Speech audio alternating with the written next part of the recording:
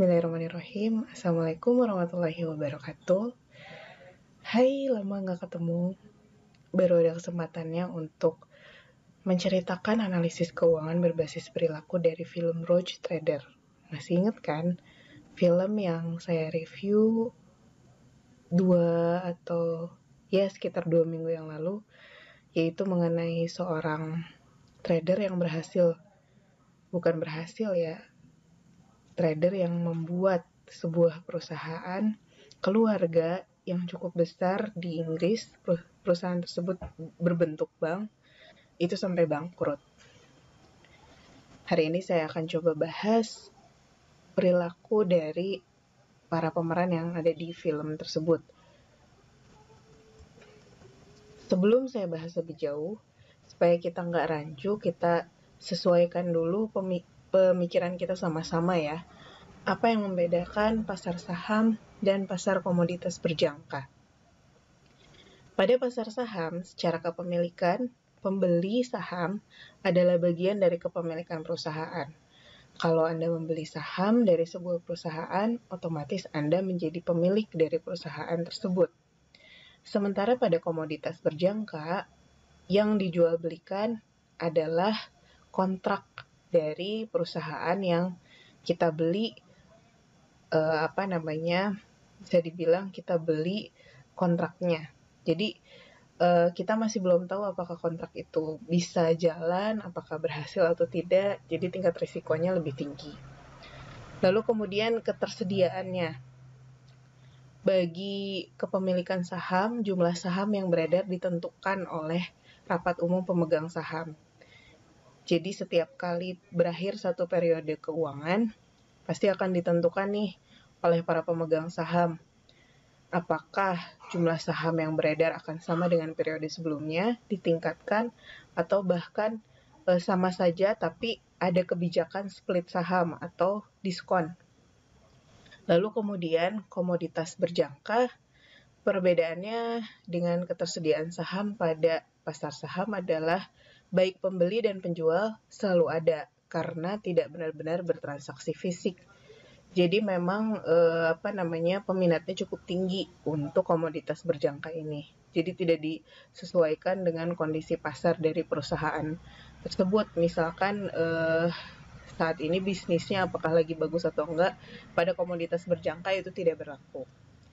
Lalu kemudian dari segi waktu kepemilikan, untuk saham tidak ada jangka waktu expire selama tidak diuangkan sahamnya. Karena itu kan jadi milik dari si pemegang saham. Sementara pada komoditas berjangka, ini dia yang bikin jadi lebih berisiko, yaitu jangka waktu expire kontraknya itu selama 3 bulan. Makanya ngejar supaya bisa untung sebelum 3 bulan itu. Nah, sekarang kita bahas mengenai bearing banknya sendiri ya. Pada sebuah jurnal, nanti saya akan perlihatkan jurnalnya. Salah satu penulisnya itu namanya Greener.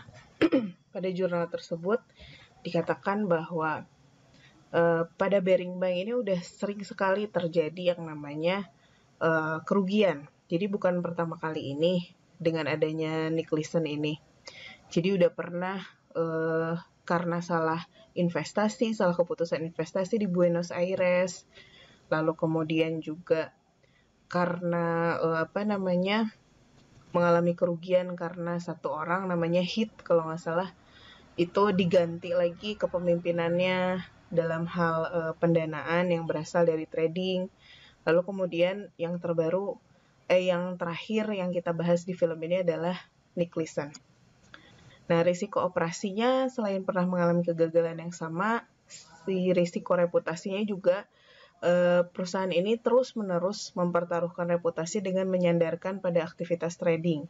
Padahal mereka tidak terlalu menguasai trading itu seperti apa di bagian eksekutifnya.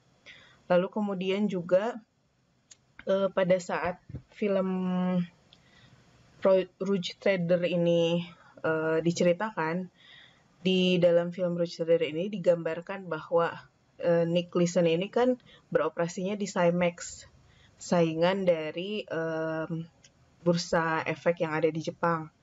Lalu kemudian kontrol dari perusahaan pusatnya di London itu sangat minim. Itulah yang menyebabkan banyak sekali risiko reputasi yang dipertaruhkan di sini. Nah, pengambilan keputusan yang cenderung mengarah ke pengambilan risiko secara berlebihan berkaitan dengan prospek teori. Ini ada di teori perilaku keuangan, disebutkan atau ditemukan oleh Daniel Kahneman. Jadi pada prospek teori ini, seseorang sudah sudah memiliki asumsi terlebih dahulu sebelum mengambil keputusan. Sudah terlalu optimis di awal. Kemudian kita mulai ke perilaku dari masing-masing tokoh di film Rouge Trader ini. Untuk Nick Leeson-nya sendiri, kita lihat dari ilmu positif, yaitu ilmu keuangan berbasis perilaku. Anaknya, orangnya ini adalah, di saat itu dia masih muda, dia manipulatif, karena dia hanya ingin dinilai baik oleh bank tempat dia bekerja. Dia menginginkan power, dia ingin kepercayaan balik lagi ke dia. Karena sebenarnya, ketika dia ditempatkan di Singapura itu, keputusan kenapa dia ditempatinya di Singapura bukannya di London tradingnya, itu karena dia punya track record yang cukup jelek. Dia hutangnya banyak, sehingga untuk menghindari risiko yang lebih besar, dia ditempatkan di emerging countries di negara Asia, yaitu di Singapura. Lalu kemudian profil risiko akan berubah seiring dengan siklus hidup. Nah, ini dia, Nick ini memanfaatkan celah ketika itu dia masih muda, dia berani mengambil risiko yang tinggi karena dia merasa itu juga bukan uangnya dia. Ditambah lagi ketika buku tentang Rouge Trader ini disusun oleh Nick-nya sendiri publish, dia sudah berusia lebih senior ya, sudah bebas juga dari penjara. Nah, dia mengatakan bahwa ketika itu memang saya sangat menginginkan perubahan hidup yang drastis gitu. Ingin dibilang sukses, ingin menjadi barometer di antara teman-temannya yang trader lainnya. Lalu dalam jurnal yang ditulis oleh Greener, dikatakan dari sudut pandang ilmu sosiologi, analisis jaringan sosial menampilkan banyak pihak termasuk sistem yang membuat Bank Bering bangkrut. Jadi Bank Bering ini sebenarnya dia punya sistem untuk mencatat semua yang terjadi di pasar berjangka. Akan tetapi pada kasus terjadinya penggelapan dana oleh Nick dan teman-temannya, Nick dan stafnya, itu diperlihatkan bahwa Nick ini membuat satu jaringan tersendiri. Ternyata kalau kita baca di jurnalnya Greener dikatakan dia menggunakan sistem yang berbeda dari yang digunakan oleh Bering. Alasannya adalah karena dia tidak bisa, sistem yang sudah diciptakan oleh Bank Bering ini tidak bisa mengatasi kompleksitas yang ada di emerging countries, pasar berjangka di emerging countries seperti di Singapura. Jadi sangat fluktuatif sekali, sangat sensitif sekali pasarnya, sehingga sering lag. Nah, dia akhirnya membeli sebuah sistem baru namanya Contact, dan dia membuat akun baru untuk menyembunyikan kerugian dari setiap transaksi trading yang dia lakukan. Lalu kemudian karakternya Nick sendiri yang lainnya adalah overconfidence, karena dia merasa uang kerugian yang dia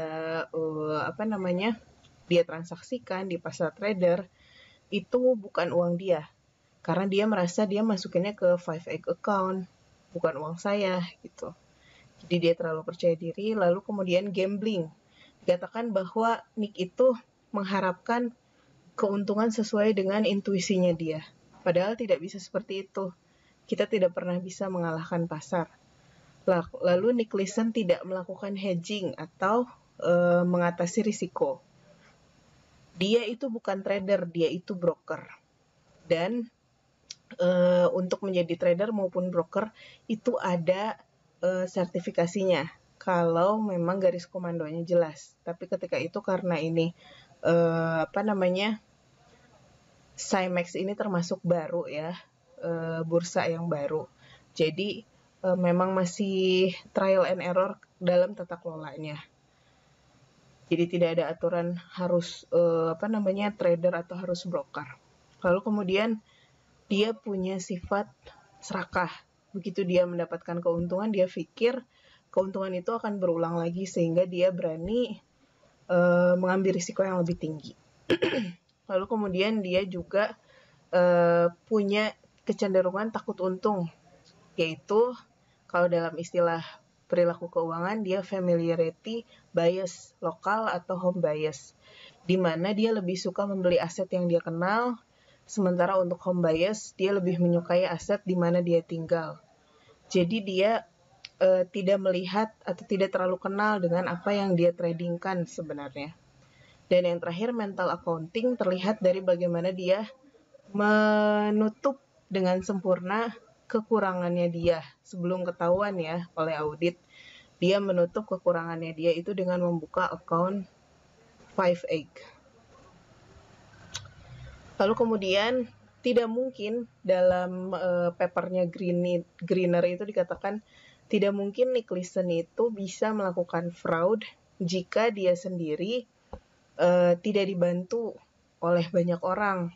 Ini pasti banyak aktornya di belakang dan dia sengaja dijadikan orang yang salah gitu. Karena sebenarnya kalau dilihat dari pola Nick Leeson ini melakukan keputusan, pada awalnya dia termasuk yang sangat berhati-hati, tapi karena dia ditekan oleh atasannya, dia diminta untuk menciptakan keuntungan yang lebih tinggi lagi, sehingga dia terpaksa melakukan tindakan-tindakan yang sudah dijelaskan di slide berikut sebelumnya tadi. Nah, karakter dari atasan Nick Leeson ini, kan ada beberapa orang ya di filmnya ini, dikatakan bahwa mereka cenderung limited attention, tidak terlalu memperhatikan apa yang diputuskan oleh Nick Leeson, mempercayakan sepenuhnya. Lalu kemudian dia juga termasuk, kalau kata Herbert Simon, bounded theory. Dia limit in ability, kemampuannya terbatas, limit in information, informasi yang dia punya terbatas, dan limit in time. Karena mereka berada di posisi yang tinggi, sehingga mereka cenderung memiliki keterbatasan waktu untuk mengawasi kinerjanya Nick. Selain itu juga, mereka limit in information. Ya karena mereka juga kan jauh posisinya ketika itu, di tahun 90-an awal, jauh dan tidak bisa mengontrol selalu. Lalu mereka juga sebenarnya tidak terlalu menguasai pasar, sehingga dikatakan mereka memiliki limit in ability. Harusnya kalau supervisi dari bosnya bagus, untung dan rugi akan dicek secara berkala. Padahal kalau trade dan pialang itu ada sertifikasi, tapi tidak dilakukan untuk memberikan syarat gitu. Siapa yang menjadi pialang itu harus ada sertifikasinya. Tapi atasan Nick Leeson ini juga cenderung risk seeking. Dia menargetkan keuntungan untuk bank dari hasil trading di pasar berjangka. Karena ingin segera pulih keuntungannya, tidak sabar sehingga mencari yang paling cepat caranya, yaitu melalui trading pasar berjangka. Padahal justru dengan pasar berjangka ini risiko yang ditempatkan lebih besar lagi. Bagaimana dengan stafnya Nick Leeson? Nick Leeson kan diminta untuk membentuk staf di Cymex untuk membantu dia menjadi trader. Yang pertama, mereka memiliki sifat herding. Herding di sini artinya ikut-ikutan. Kalau Nick Leeson bilang A, semuanya setuju A. Kalau Nick Leeson bilang B, semuanya setuju B. Jadi mereka nggak punya pendirian. Mereka terpaku kepada satu orang, yaitu Nick Leeson saja. Lalu kemudian karakter dari rata-rata trader apalagi di bursa yang baru di Cymex itu ingin punya eksistensi seperti Leeson. Jadi ada pemikiran bahwa kalau saya dekat dengan Nick Leeson yang populer ini, saya akan ikut populer juga. Lalu kemudian bias, menganggap kesuksesan Baring adalah kesuksesan Leeson. Jadi apapun yang dilakukan Leeson cenderung mereka percayai benar adanya tanpa mengkritisi, malah cenderung melindungi tindakan Leeson. Objektivitas mereka berkurang karena kalau dilihat di papernya Greener, kebanyakan dari mereka adalah perempuan muda, dan di Singapura ini budayanya adalah budaya patriarki, di mana orang-orang cenderung untuk mendengarkan apa kata pria. Lalu kemudian kalau prianya loyal, suka mentraktir, memberikan bonus, bahkan melindungi kesalahan dari para stafnya, mereka cenderung sangat percaya kepada pimpinannya. Lalu kemudian juga pada jajaran stafnya Nick Leeson ini ada problem accountability, di mana tim yang disusun oleh Nick Leeson tidak tahu bahwa posisi Leeson sebenarnya tidak jelas dalam struktur organisasi. Manajernya dia siapa, dia harus melapor ke siapa kalau sudah melakukan sebuah pekerjaan. Nah, ketidakjelasan posisinya membuat Leeson tidak dapat melaporkan profit atau loss yang dihasilkan kepada siapa, karena garis komandonya tidak jelas. Nah, pesan moral yang bisa kita ambil dari Rouge Trader adalah, pertama, we cannot beat the market. Kita nggak bisa ngalahin pasar. Karena meskipun kita sudah pelajari data masa lalu dari laporan keuangan, misalnya secara fundamental, kita tidak bisa prediksi masa depan dengan akurat. Seperti yang terjadi misalkan pada pandemi saat ini, lalu kemudian pada krisis ekonomi yang terjadi pada tahun 98, tahun 2008, kita tidak bisa memprediksi. Itu namanya risiko yang mungkin aja bisa kena ke semua atau ke sebagian besar dari sektor industri. Lalu kemudian setiap keputusan keuangan yang sifatnya mewakili organisasi harus jelas garis komandonya, agar tata kelolanya masih bisa dievaluasi dan kalau ada kesalahan jangan sampai melebar seperti atau terjadinya eksponensial seperti yang terjadi pada kesalahannya Nick. Lalu kemudian jangan overconfidence, pertimbangkan risiko dalam menargetkan return. Kalau bisa dicapai perlahan-lahan, tapi pasti kenapa harus buru-buru demi mencapai keuntungan yang besar pada resikonya besar juga. Lalu kemudian selalu ada pengecekan sistem informasi, terutama yang berhubungan dengan audit. Lakukan sinkronisasi secara berkala. Nah, di Nick Leeson ini, kalau kita perhatikan dari tensi filmnya, di akhir kan ada kayak semacam turning point ya, berbalik gitu.